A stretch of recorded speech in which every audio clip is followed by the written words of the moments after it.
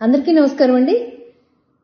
రేపు ఫిబ్రవరి 27న జరగబోతున్న ఉమ్మడి గుంటూరు, ఉమ్మడి కృష్ణా జిల్లాల గ్రాడ్యుయేట్ ఎమ్మెల్సీ ఎలక్షన్స్ కి సంబంధించిన కూటమి అభ్యర్థి అయిన గౌరవనీయులు మాజీ మంత్రివర్యులు శ్రీ ఆలపాటి రాజేంద్ర ప్రసాద్ గారు, ప్రోగ్రెసివ్ డెమోక్రటిక్ పార్టీకి సంబంధించిన అభ్యర్థి అయిన లక్ష్మణరావు గారు మధ్య ఉన్న వ్యక్తిత్వ వ్యత్యాసాన్ని కొంచెం 4 మాటల్లో చెప్పుకుందాం. ఎందుకంటే రేపు ఓటు వేసి మనం ఒక నాయకత్వాన్ని ఎంచుకుంటున్నప్పుడు అది సరైన నాయకత్వమా కాదా అని చెప్పి ప్రజలు గ్రహించాలని నేను కోరుకుంటున్నాను. ఎందుకంటే రేపు మన అవసరాలు వచ్చినప్పుడు నాయకుడు తన స్వలాభం చూసుకుంటే, తన స్వార్థం చూసుకుంటే నష్టపోయేది ప్రజలే కాబట్టి, రాష్ట్రమే కాబట్టి, ఎలక్షన్ అనేది 6 సంవత్సరాల ప్రజల భవిష్యత్తును నిర్ణయిస్తుంది కాబట్టి ఈ వ్యత్యాసాన్ని నేను ఈ వీడియో ద్వారా చెప్పాలనుకుంటున్నాను. పోతే గత ప్రభుత్వం ఎన్నో అరాచకాలు చేసింది. అందులో ఒకటి అమరావతి భూములు ఇచ్చిన రైతుల్ని, వాళ్ళు ఇచ్చిన త్యాగాల్ని చాలా నిర్లక్ష్యం చేసి చాలా అవమానాలు పాలు చేసిన ఘనత ఎవడైనా ఉంది అంటే గత ప్రభుత్వం, ఆ వైసీపీ ప్రభుత్వానికి సంబంధించిన ఆ జగన్మోహన్ రెడ్డి అనే చెప్పాలి. ఇది ఇప్పుడు ఎందుకు చెప్తున్నాను అంటే అమరావతి అనేది కృష్ణా గుంటూరుకు సంబంధించిందే కాబట్టి, అభివృద్ధి అనేది అమరావతితోనే మొదలవుతుంది కాబట్టి ఈ అభివృద్ధిని ఎవరు కాంక్షిస్తున్నారు, ఎవరు అక్కర్లేదనుకుంటున్నారు ఈ ఇద్దరులో అని చెప్పి నేను మీకు వివరించాలనుకుంటున్నాను. మొదటిగా ఆలపాటి రాజేంద్ర ప్రసాద్ గారు.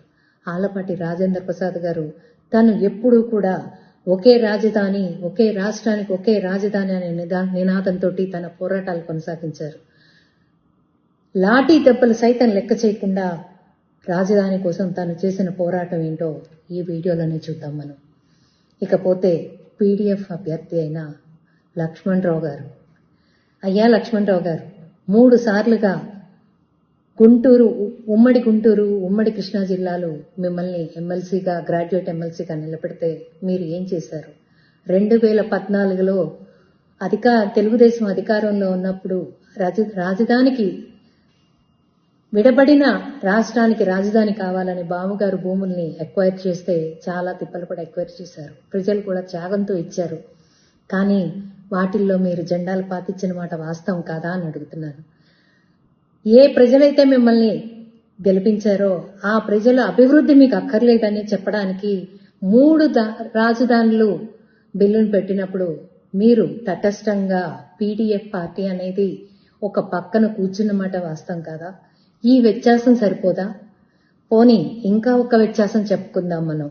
లీడర్కి అనేది ప్రజలు ఒక లీడర్ని ఎంచుకుంటారు, మన వెనకమాల ఉండి మనల్ని బాగా నడిపిస్తారు అని. అలాగే రాజేంద్ర ప్రసాద్ గారిని లీడర్గా కొన్ని వేల లక్షల మంది ఎంచుకున్నారు. ఆయన తను నమ్మిన ప్రజల కోసం ఏ రోజు కూడా వెనకడుగు వేయలేదు. తన స్ఫూర్తితో ప్రతి ఒక్కరిని నిలబెట్టుకున్నారే తప్ప తన స్వార్థం చూసుకుని ఎప్పుడు కప్పతాటుతనాన్ని చూడలేదు. ఎందుకు చెప్తున్నాను అంటే ఆయన సీటు త్యాగం చేసిన రోజున వైసీపీ ఆయనకి ఆహ్వానం పలికినా కూడా ఆయన ఒకటే చెప్పారు, నేను ఒకటే పార్టీ, నా ప్రాణం ఉన్నంత వరకు నేను ఒకటే పార్టీలో ఉంటాను అని చెప్పేసి. స్వార్థం కోసం, స్వలాభం కోసం, పదవుల కోసం ఆయన ఎప్పుడూ కూడా అమ్ముడుపోయింది లేదు. కానీ ఇక్కడ ఏం చేశారయ్యా అంటే పీడీఎఫ్ పార్టీ లక్ష్మణరావు గారు తన నమ్మిన టీచర్స్ని తీసుకెళ్లి బ్రాందీ షాపుల్లో కూర్చోబెట్టారా లేదా మీరే చూడండి. ఇంకా ఇది కూడా సరిపోదు అనుకుంటే ఇంకొంచెం ముందుకెళ్ళి చెప్పుకుందాం. అభివృద్ధి లేని రాష్ట్రం వినాశనానికి సంకేతం. అది తెలీదా చదువుకున్న ఒక జ్ఞానికి? లక్ష్మణరావు గారు, నేను చాలా చదువుకున్నానని చెప్తున్నారు, నేను చాలా సమర్థవంతులు అని చెప్పుకుంటున్నారు. మరి మీరు ఎందుకు కృష్ణా గుంటూరు జిల్లాల అభివృద్ధిని మీరెందుకు కాంక్షించలేదు? మీరెందుకు దాని వినాశనాన్నే కోరుకున్నారు? మీరు ఇప్పటికైనా ప్రజలకి సమాధానం చెప్తారని ఆశిస్తున్నాను. మీరు మీ ఎమ్మెల్సీ పదవికే మర్యాద ఇవ్వలేదు. ఎందుకంటే మీరు ఏ పార్టీ వెళ్ళి ఆ వైఎస్ జగన్ కాళ్ల మీద పడ్డారో ఈ వీడియో చెప్తోంది. మీరు ఎంత నీచంగా దిగజారిపోయారో అంటే పెద్దవాళ్ళు మీరు, మిమ్మల్ని నేను ఈ మాట అనకూడదో అనొచ్చో నాకు తెలియదు, కానీ ఎందుకు ఇంత దిగజారిపోయారో మీ విజ్ఞతకే వదిలేస్తున్నాను. ప్రజలందరినీ నేను ఒకటే కోరుకుంటున్నాను. మన అందరం చదువుకున్న విజ్ఞులం. మనం వేసే ప్రతి ఓటు మన భవిష్యత్తుకి నాంది కావాలి.